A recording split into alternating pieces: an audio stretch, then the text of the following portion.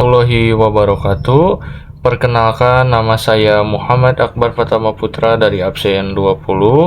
Di sini saya ingin membuat video pembelajaran tentang metabolisme. Selamat menyaksikan. Oke, pertama-tama kita masuk ke pendahuluannya dulu. Jadi, apa sih itu metabolisme? Nah, metabolisme ini adalah serangkaian reaksi sel biokimia. Kompleksnya terjadi di dalam sel makhluk hidup untuk menggunakan zat makanan menjadi energi, mendukung pertumbuhan, perbaikan jaringan, dan pemeliharaan fungsi tubuh. Proses ini juga bersifat dinamis, melibatkan enzim sebagai katalisator dan berlangsung terus-menerus sepanjang hidup untuk menjaga keseimbangan internal terhadap perubahan lingkungan.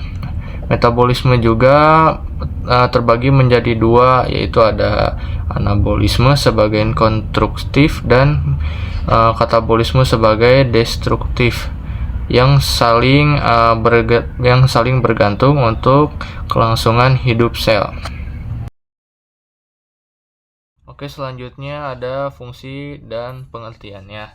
Jadi, metabolisme ini mencakup semua proses kimia di sel yang memecah nutrisi menjadi molekul sederhana, mensintesiskan biomolekul kompleks, serta mentransformasikan energi dalam bentuk ATP untuk aktivitas vital seperti pergerakan, reproduksi, dan detoksifikasi zat berbahaya. Fungsi utamanya itu yaitu meliputi regulasi energi, menyimpan cadangan saat defisit,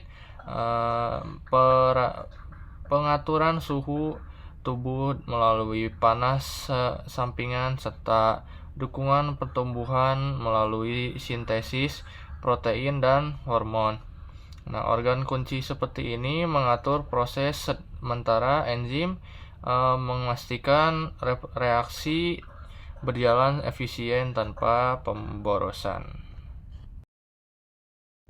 Oke, selanjutnya ada perbedaan anabolisme dan katabolisme. Jadi, anabolisme ini mensintesiskan molekul sederhana menjadi kompleks secara endogenik, yaitu membutuhkan energi ATP, mendominasi saat istirahat atau masa pertumbuhan, dan dipengaruhi oleh hormon seperti insulin. Sebaliknya, katabolisme ini memecah molekul kompleks menjadi sederhana secara eksergonik. Nah, yaitu melepaskan energi, memerlukan oksigen aktif saat olahraga, dan diatur oleh glukagon serta adrenalin untuk keduanya, saling melengkapi dan metabolismekan untuk keseimbangan energi sel. Selanjutnya ada contoh dalam kehidupan sehari-hari. Jadi, anabolisme ini terjadi saat fotosintesis pada tumbuhan membentuk glukosa dari CO2 dan air menggunakan cahaya dari matahari, atau tubuh membangun otot dari asam amino protein makanan setelah latihan angkat beban untuk pemulihan jaringan. Katabolisme juga terlihat dalam pencernaan nasi menjadi glukosa untuk energi berlari pagi. Respirasi seluler membakar glukosa menjadi ATP saat bekerja, atau pemecahan lemak cadangan saat puasa panjang untuk menjaga aktivitas harian. Nah, keseimbangan keduanya esensial, misalnya saat makan malam. Katabolisme ini melepaskan energi dari makanan. Anabolisme ini disimpan kelebihan sebagai glikogen hati. Selanjutnya ini ada contoh soal. Nah, pertanyaannya itu yaitu saat berolahraga intens, proses pemecahan glukosa menjadi CO2 dan air untuk ATP disebut. Nah, jelaskan tahapannya. Jadi, jawabannya itu katabolisme. Pertama ada tahap 1. Tahap 1 ini hidrolisis pati jadi glukosa.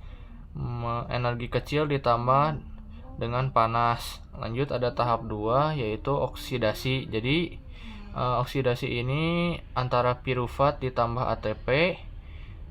Dan selanjutnya ada tahap ketiga yaitu siklus Krebs. Ini menghasilkan CO2 dan elektron untuk merantai transport. Oke, yang terakhir ada kesimpulannya.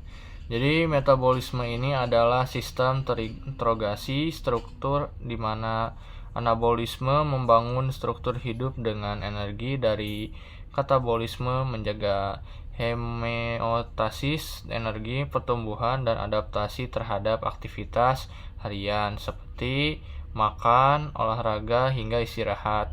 Ketidakseimbangan ini seperti katabolisme berlebih pada puasa berkepanjangan bisa disebabkan kehilangannya massa otot, sementara anabolisme ini dominan didukung oleh pemulihan pasca luka. Pemahaman ini krusial untuk gaya hidup sehat, nutrisi tepat, pencegahan gangguan metabolik seperti diabetes.